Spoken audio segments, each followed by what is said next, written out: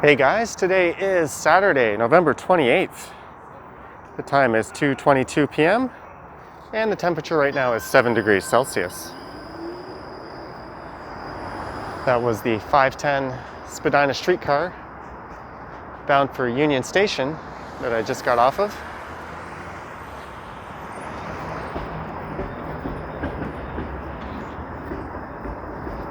And I'm here at the foot of Spadina Avenue. This is the Spadina WaveDeck.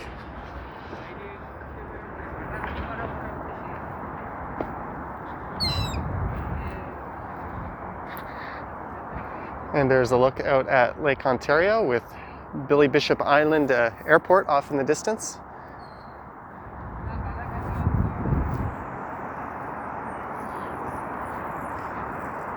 And the plan for this one is to walk north up Spadina Avenue through downtown and to Spadina Station in the Annex neighborhood.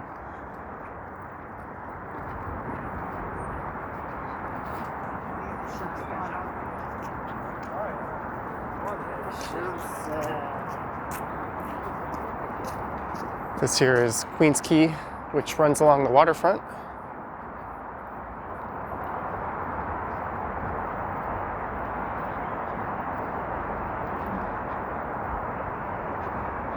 And I'm now walking north on what is known as Lower Spadina Avenue. Once I pass under the Gardiner Expressway just up ahead here, it will become Spadina Avenue. I think it's called Lower Spadina, as that marks the spot where the shoreline of Lake Ontario used to be. Or rather, where it starts at the Gardiner. Off to the east of here, some of the north and south running streets, such as Jarvis and Sherbourne, become Lower Jarvis and Lower Sherbourne once you go south of Front Street.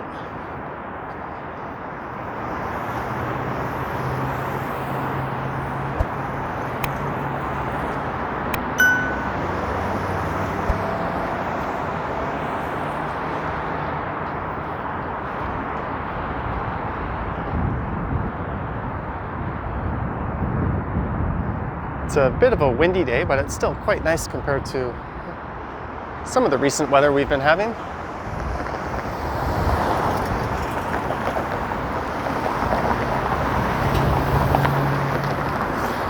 This street here is Lakeshore Boulevard.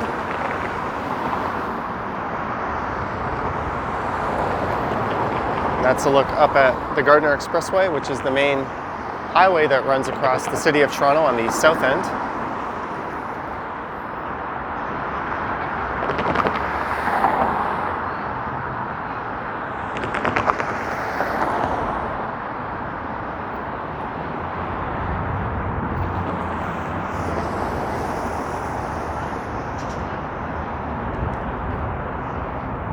Here's one of the city's bike shares. And not every 510 Spadina streetcar goes all the way to Union Station.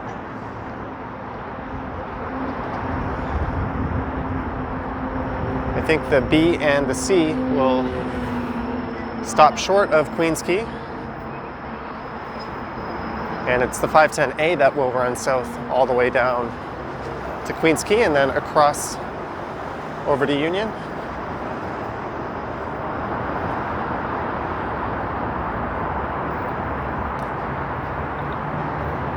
It was actually quite an annoying adventure to get here today. There's a look up at the CN Tower and some of the high-rises of the South Core District.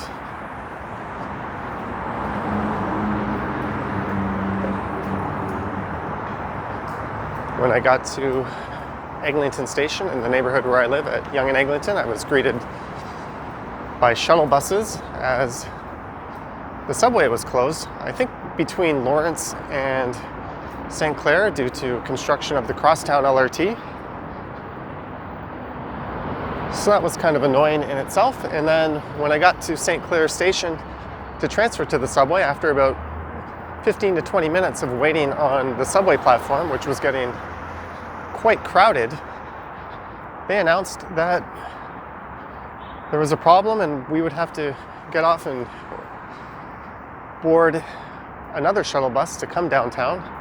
And of course I was on the north end of the platform, which is the worst place I could have been. And there were thousands of people lined up for those shuttle buses, so I jumped on the streetcar instead and came across to Spadina Station, and then I jumped on the subway south to Spadina, where I went west to St. Clair Station, and then I took the subway south to Spadina Station, and then I took the streetcar all the way down here. So it should have been a quick and painless trip. It involved multiple connections and about an hour of wasted time.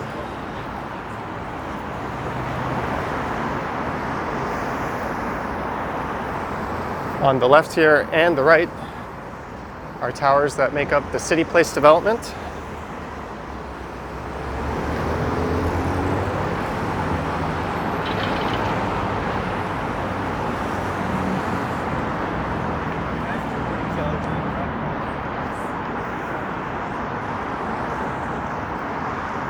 The developer of those is Concord Annex, who are well known for their Vancouver glass condos, which are very reminiscent of the ones here.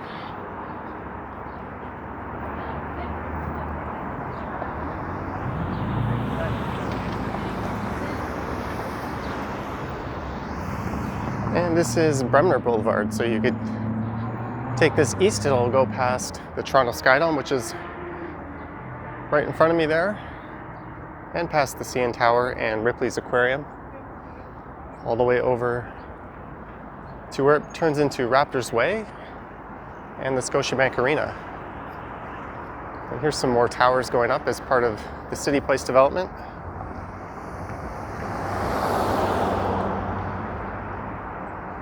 Yesterday it was announced that Rogers, the company that owns the Blue Jays and the Skydome right there, is looking to redevelop the property. So that would entail tearing down the Skydome, and the team would have to temporarily relocate and building a new purpose-built baseball stadium in its place,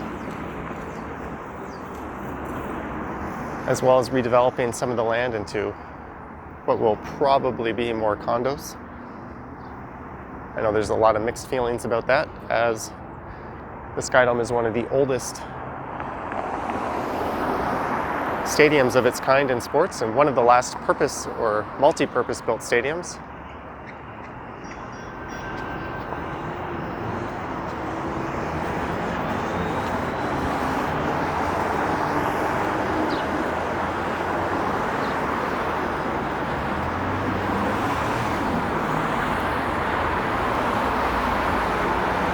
It opened in 1989.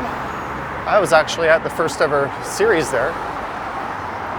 And I remember on the third game ever, it started to rain and they had to close the roof.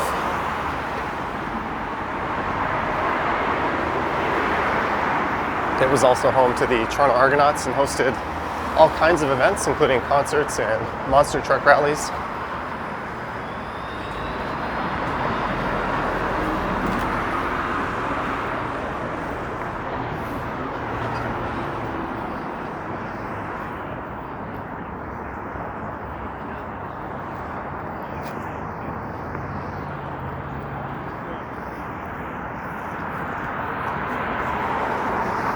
It's Toronto, you can get away with a lot more.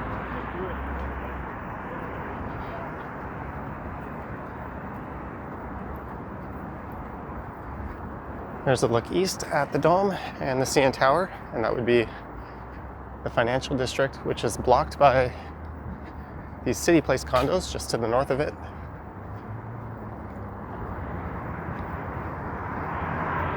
One of the great missed opportunities when they built the Skydome was the chance to have it open up to the city's rather spectacular skyline. So hopefully if they build a purpose-built baseball stadium, that will be incorporated into it. And if they do that one thing, then I think I'll be pleased with it no matter how it turns out.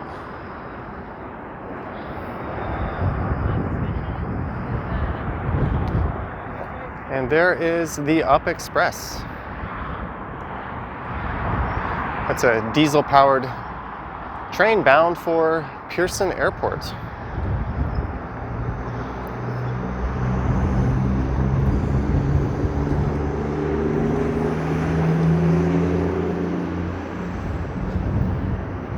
I can't imagine that being too busy as of late.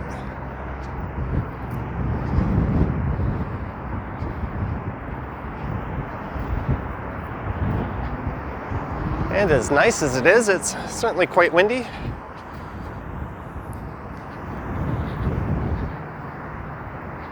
Back in the 90s, the city had an issue with squeegee kids,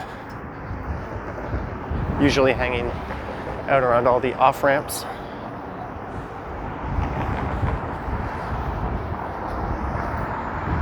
That practice was eventually made illegal, and you certainly see a lot less of them these days. This is Front Street West. The old shoreline of Lake Ontario used to run up to around here.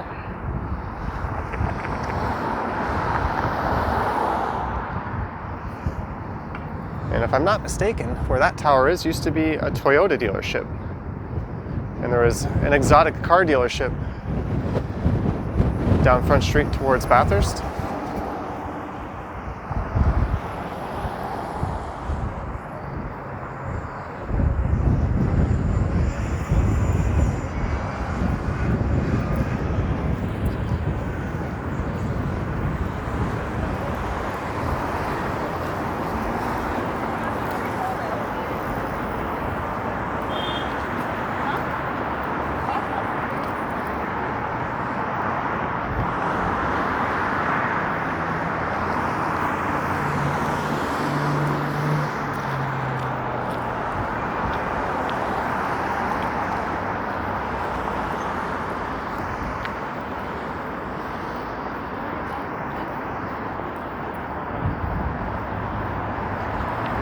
This LCBO is a new location. It used to be located a few blocks to the north of here.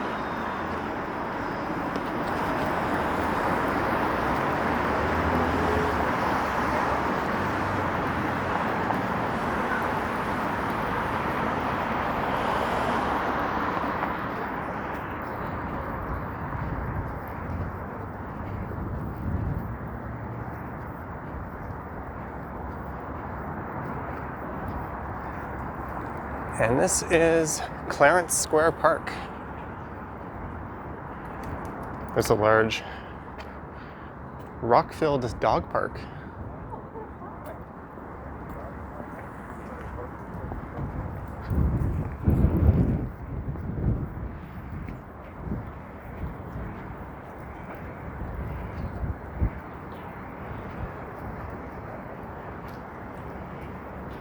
I seem to be walking straight into a pretty good wind.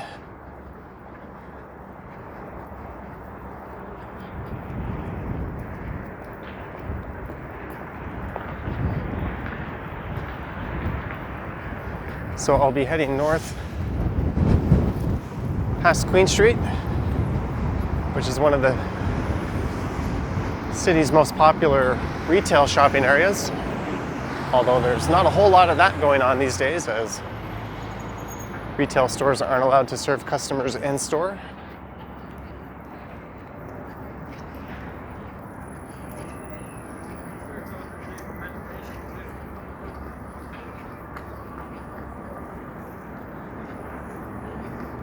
And then just north of there will be the Chinatown neighborhood. So I'll be passing through there. And then it'll be up north to Spadina Station in the Annex neighborhood.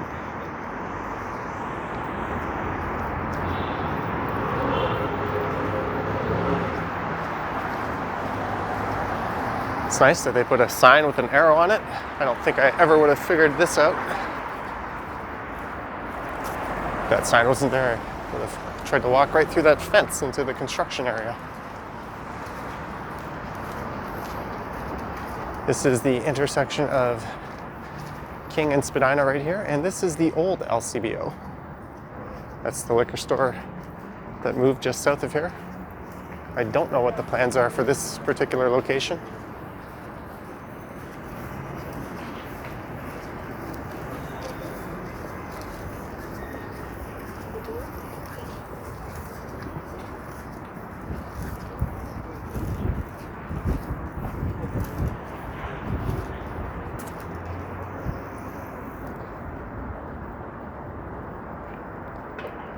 This area is known as the Entertainment District.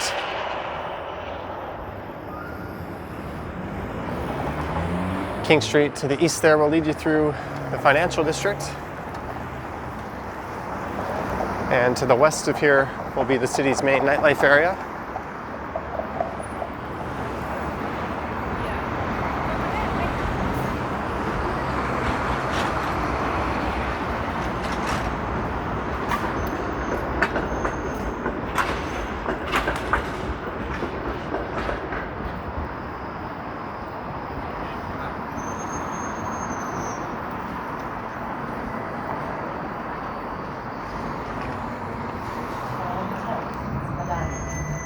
Spadina Station.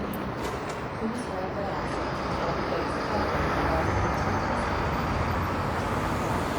The 510 Spadina streetcar is one of the quickest moving streetcars, and that's due to the dedicated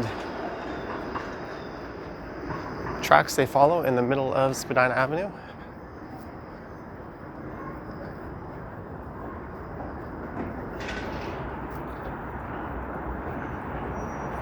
And those were installed in 1997, and that replaced the old number 77 Spadina bus. There's a well-known song about that bus by a band called the Shuffle Demons. I'd recommend looking that up on YouTube to check out the original music video. It's kind of neat and gives you a glimpse of what Spadina used to be like.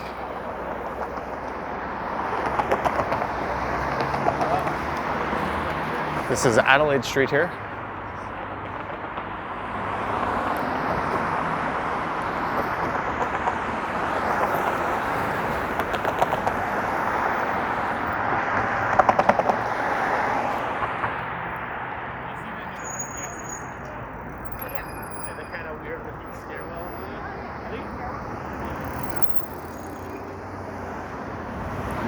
And for a city supposedly under lockdown, there's certainly a lot of people out, even though there's really not a whole lot to do or places to go.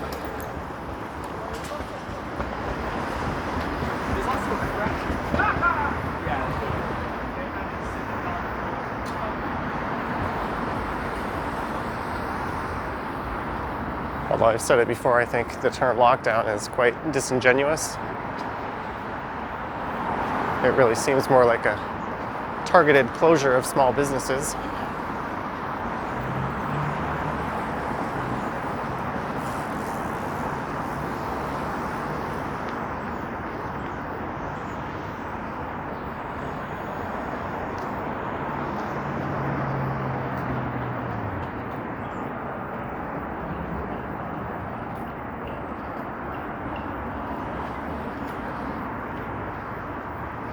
So the next street is Richmond Street, and just past Richmond on the left is the entrance to Graffiti Alley.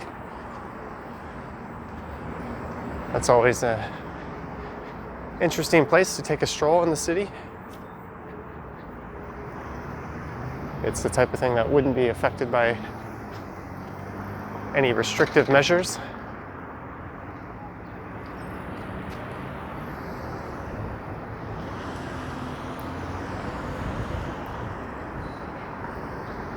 There's a look down Richmond Street. This is through what used to be the city's older clubbing district, at least until all these new condos sprung up. And then everyone complained about the noise.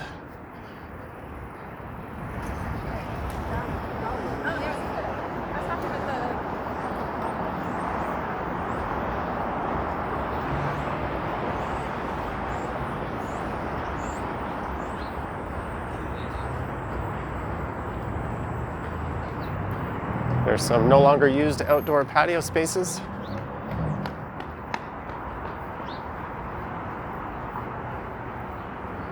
I think that used to be a steak restaurant. I remember having gone there a few times.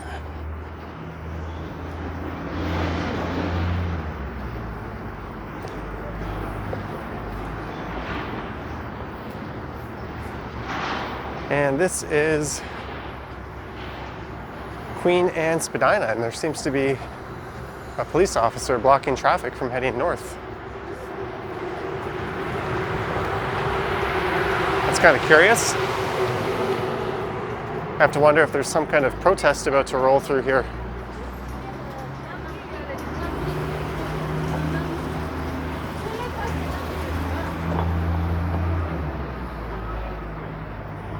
There's a look.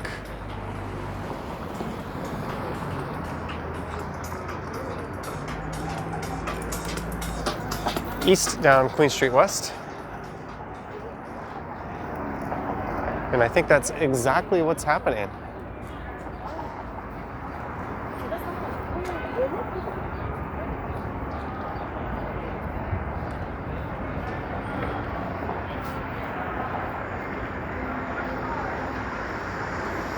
This is Queen Street West.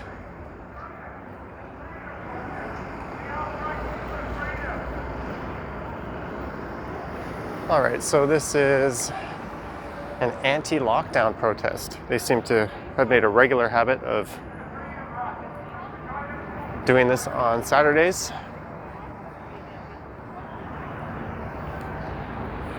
There are supposed to be no public gatherings of 10 people or greater.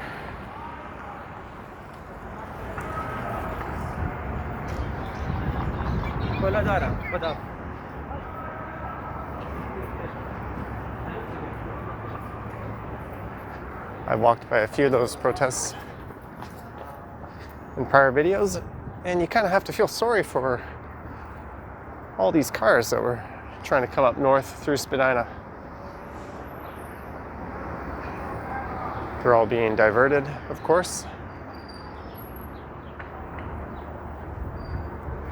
But it creates this neat kind of almost empty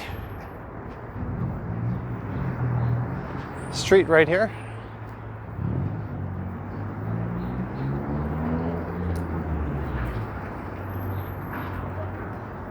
I walked by one of their protests just a few days ago at Queen's Park.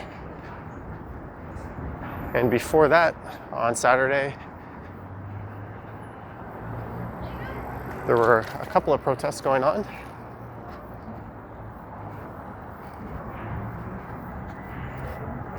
I think their route will be north up here, and then they will probably head down Dundas Street back to Dundas Square.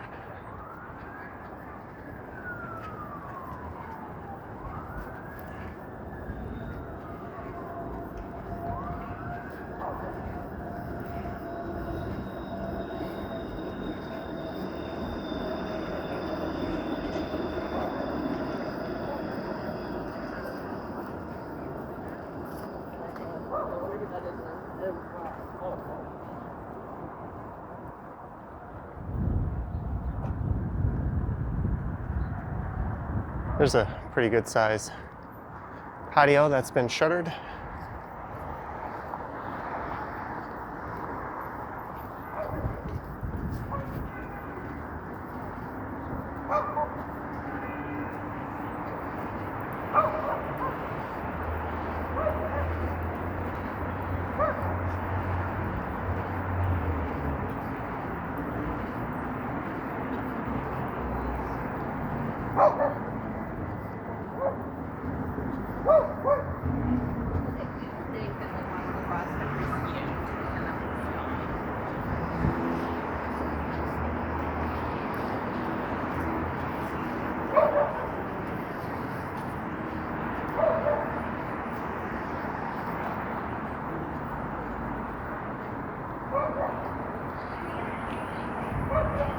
There is Sonic Boom Records. That's a business that I've jumped around to a few different locations over the years.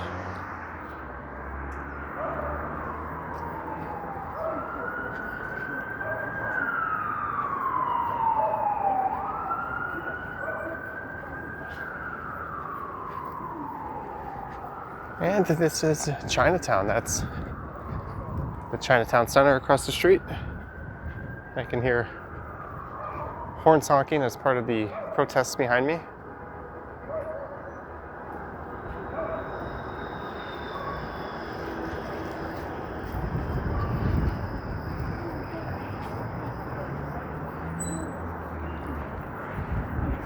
I think this has to be one of the hardest hit neighborhoods by all the restrictions, as Chinatown's quite known for its restaurants.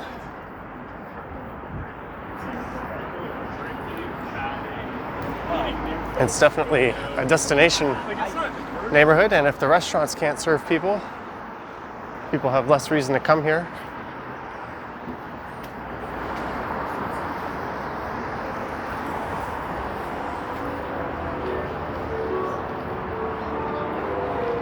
I guess those are essential retailers who are open.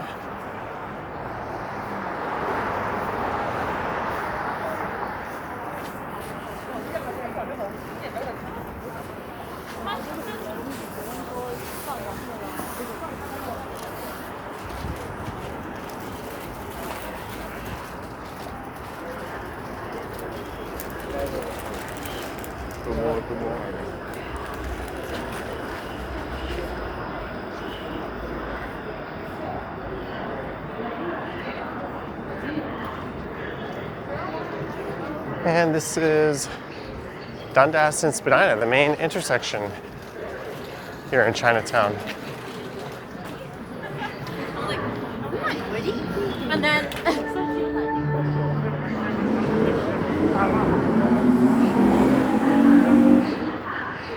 which is one of two Chinatowns in the city of Toronto proper, and one of several Chinese centers in the Greater Toronto area.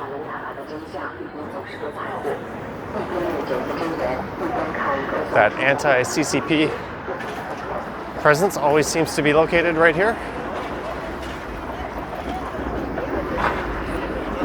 So this is Dundas Street West.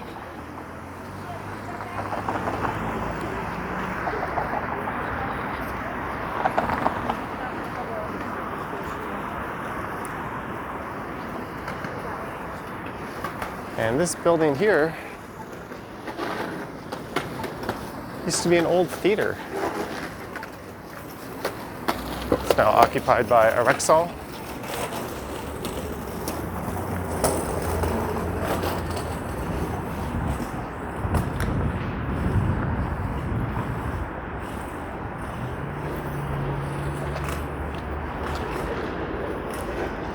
And if I'm not mistaken, it was actually a burlesque house at one point, and it was the last one of its kind in the city. That was at some point in the 70s.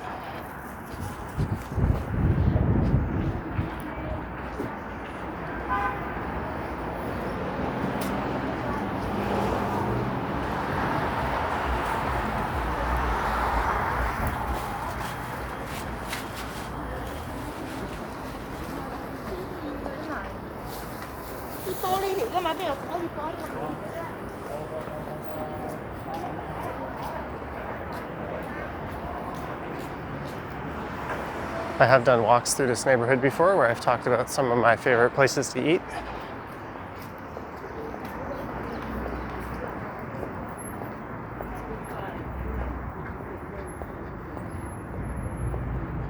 It's hard not to come through here and not note the Dumpling House restaurant. Although with its relatively small confines, I can't imagine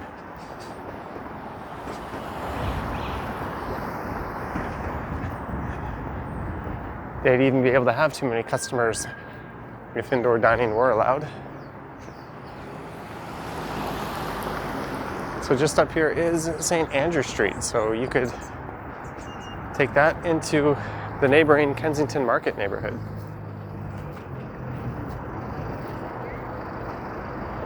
That's another neighborhood that's been rather devastated by the pandemic. A number of very popular establishments there have closed. Cold tea comes to mind. Also recently a popular music venue closed.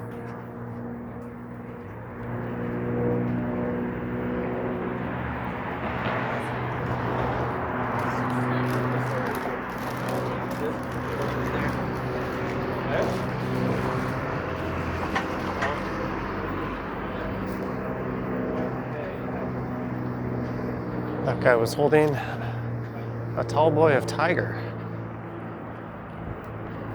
That reminds me of being in Southeast Asia.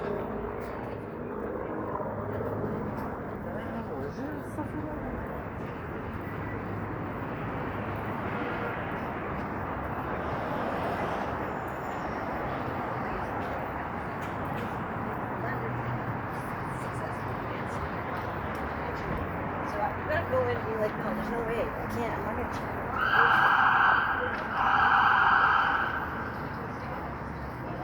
I did ask her as a friend if it was okay to date him, even if I...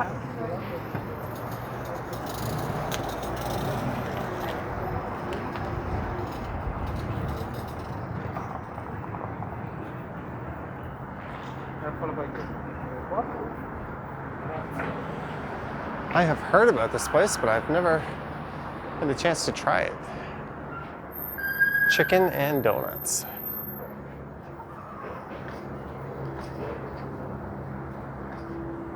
Soft opening, that's an unfortunate time to open your business.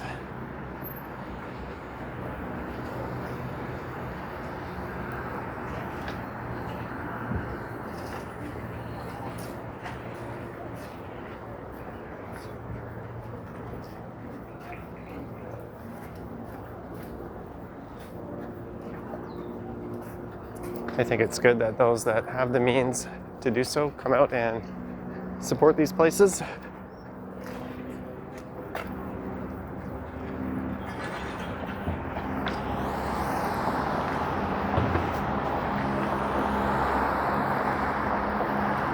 As they're not getting much in the way of support, if any at all, from the government, unfortunately.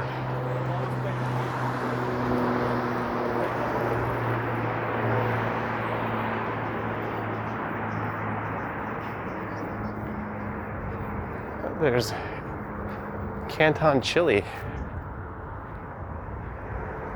Their windows covered up. I hope they're not in trouble. That place is quite excellent.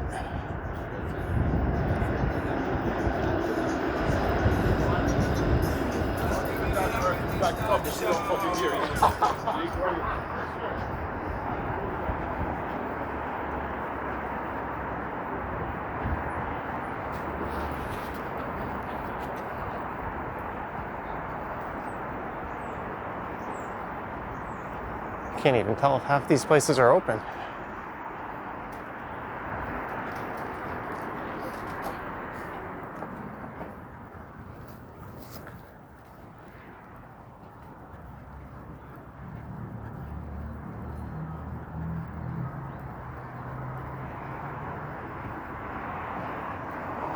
And just across the street is the El Macambo Tavern.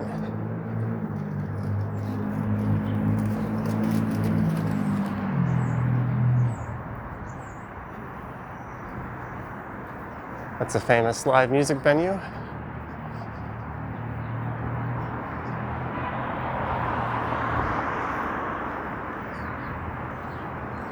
It's been there since 1948, and I'm not just reading that off of the sign. That says as much.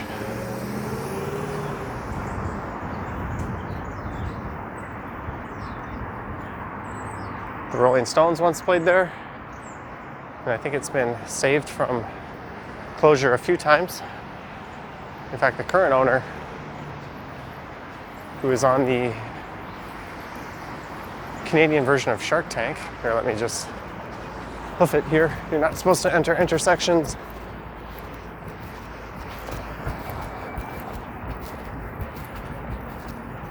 Well, the countdown is running, but I'm of the opinion that if you can safely clear it before it ends, there's no harm done.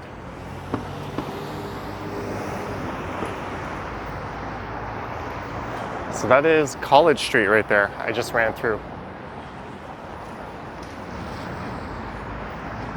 And over there used to be the Waverly Hotel, which is now got a new building rising up from its corpse. It was one of the oldest hotels in the city of Toronto until it was recently closed and demolished to make way for that new development. I think that went back to 1900 or so. And next door to it was the Silver Dollar, another live music venue that's gone the way of the dodo. And the Scott Mission, that's a shelter. They also provide laundry and shower facilities. And there's a food bank and clothing bank there.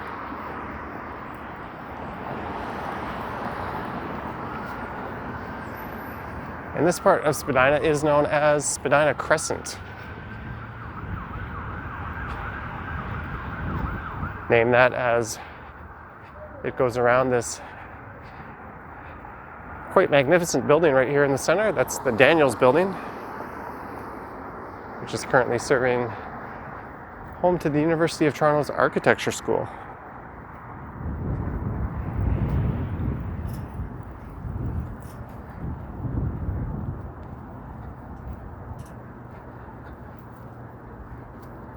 It's quite grand looking. It looks like a place you could film a scary movie at. That was originally known as Knox College, and that one dates back till 1875. I'm just trying to pull facts out of my head from previous walks I've done. Actually, I'm not sure I've done a walk like this through this part. I have done bike rides though, and live streams.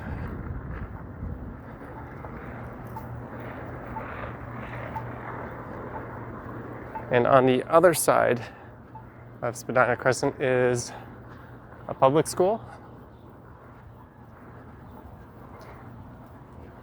Delaney Family Courtyard.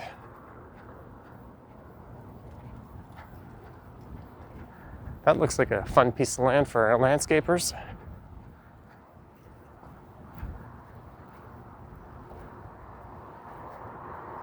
So this addition to the Daniels Building is quite recent. I think U of T has spent a lot of money and invested a lot of time and care into reimagining this property, and it looks like they've done an extremely good job of it.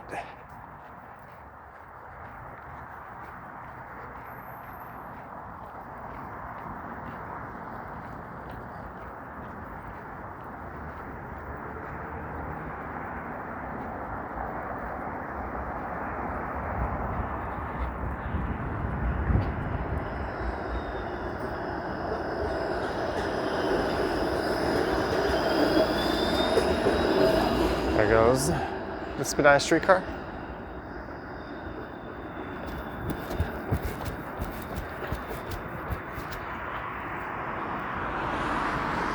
I picked a rather stupid spot to try to cross the street, but I really didn't have any other opportunities without backtracking. I'd rather needlessly run than find myself in the way of a car. What does this guy have? What do you have?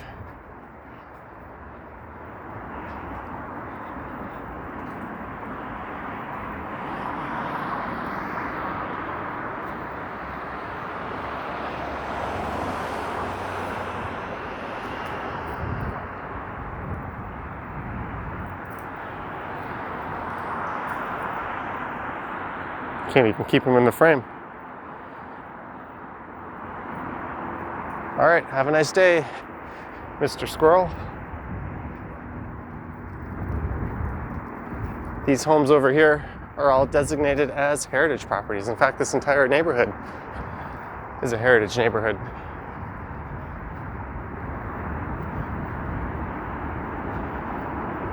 And this area is sort of bleeding into the University of Toronto.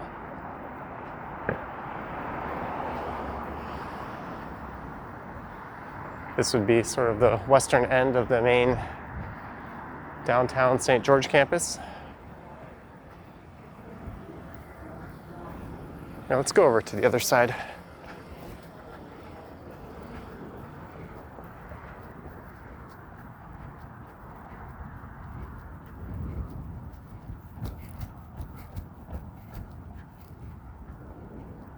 And this is Wilcox Street.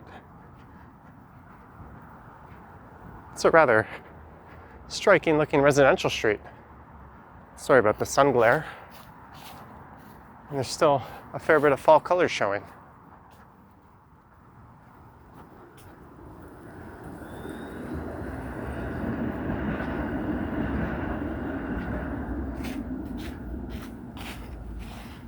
Perhaps a tour of some of these streets in this area will be in order at some point in the near future. But I gotta stick to plan here and get up to Spadina Station, then I can go back home. And I'm thinking of recording a video this evening through Greektown.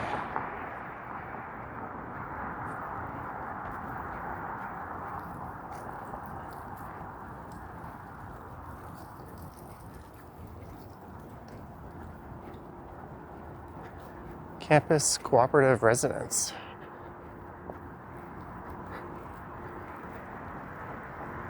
That's a pretty good location if you're a U of T student.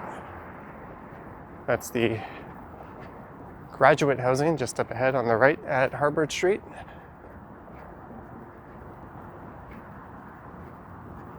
And the Ukrainian Museum of Canada.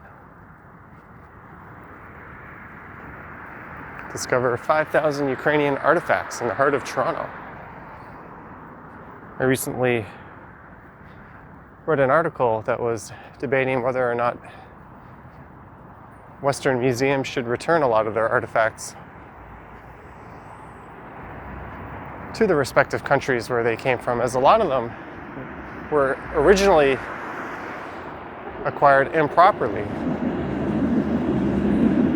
Many of the things we have in our museums were stolen, or there's no documentation trail as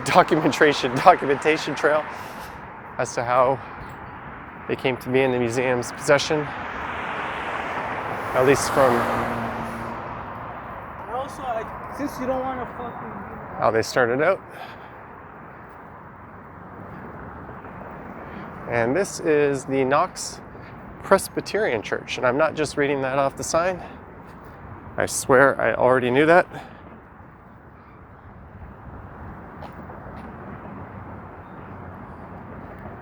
And this is a rather old guy. It goes back to 1830. Let's see, what does it say on the building here? I have 1830 stuck in my mind, but it says erected 1821, re-erected 1847, and then re-erected 1907. So wouldn't that be re-erected? This is Harvard Street here. Off to the right again is the University of Toronto. And to the left is Harvard Village.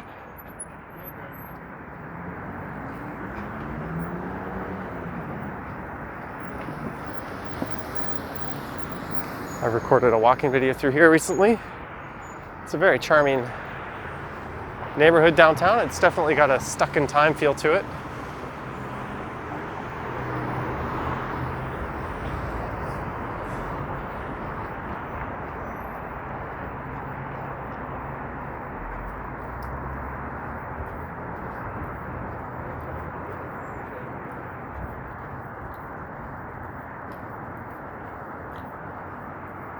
Those two pizza shops have a rather well-known rivalry.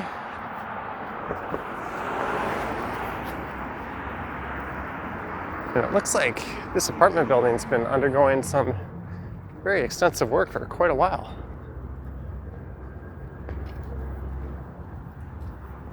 Let's just stay on the outside of this scaffolding.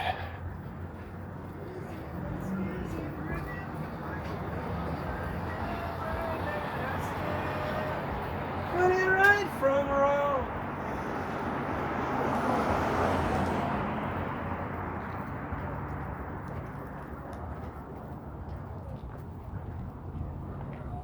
There's the look southbound Spadina. So just to the north of here, at Bloor Street West, in the Annex neighborhood, this street ends and becomes Spadina Road. Or rather, the street doesn't end, but the name changes. And you could follow that up north. And it'll lead you to the Baldwin Steps, which is at the foot of Casa Loma. And that's the shoreline of an ancient lake that you'll be climbing up when you climb up the Baldwin Steps. And if you turn around and look south, you'll have a rather spectacular view of the city of Toronto.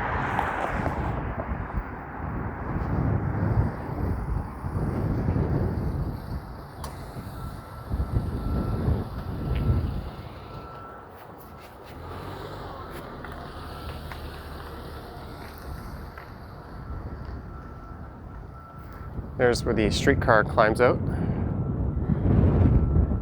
and onto street level.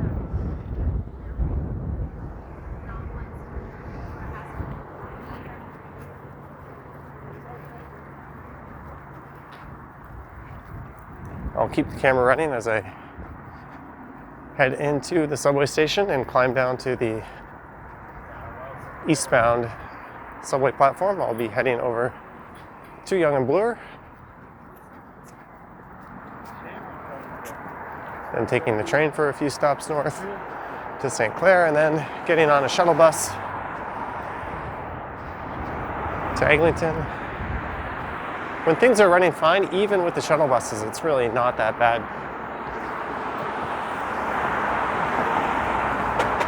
The number of times the city does close the subway for repairs does seem excessive, or signal installations.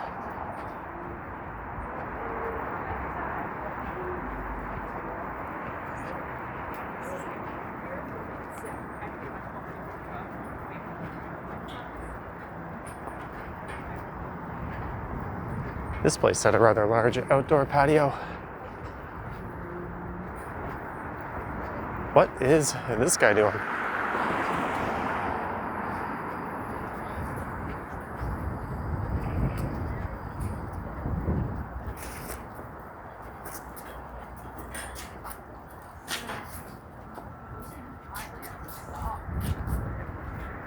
So maybe you're like me.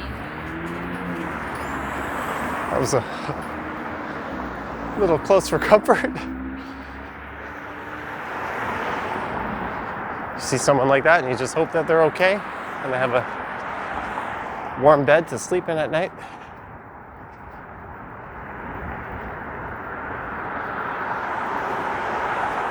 So this is Bloor Street West.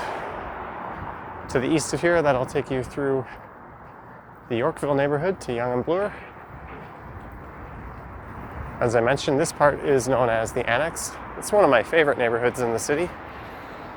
And to the left of here is the main retail district.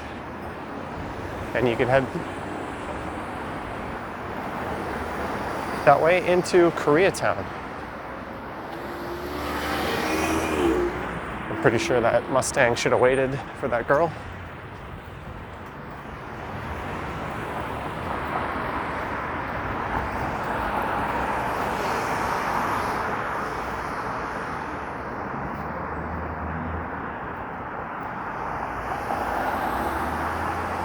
And this plaque is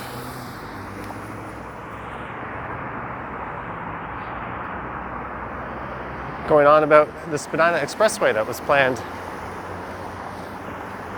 to go right through Chinatown. So this entire walk would have been very, very different if plans for that expressway went through. That is what is now known as Allen Road. It stops at Eglinton, but it was originally supposed to run south and go right alongside Casa Loma and through Chinatown. There was a lot of public resistance, and even though they had started construction, thankfully it was prevented. And that would have been the second time Chinatown was relocated. The original Chinatown was to the east over by where New City Hall was. Then most of that land got expropriated, so it moved to the west to Dundas and Spadina. And then a second Chinatown sprung up around Girard and Broadview. So you have to wonder if that would have been the main Chinatown had this silly Spadina Expressway plan gone through.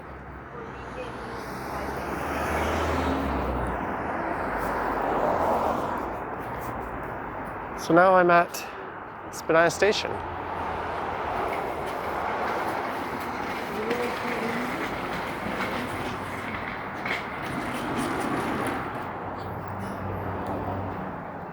And according to that sign, it is 9 degrees.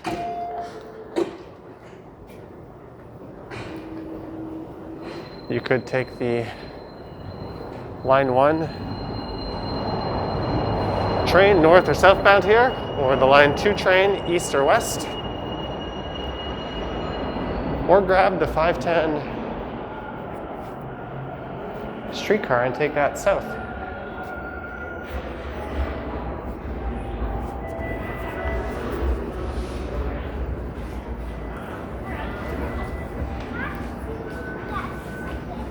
There's a look at the 510 streetcar.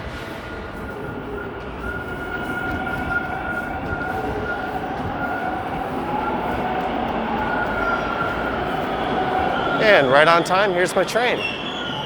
Thanks for watching, guys. I hope you enjoyed this trip up Spadina Avenue. There are links to my Instagram and Patreon if you wish to support the channel.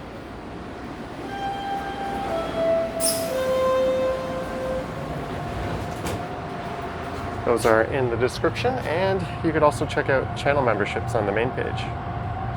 Thanks again, and I will catch you on the next one. The next station is St. George Station.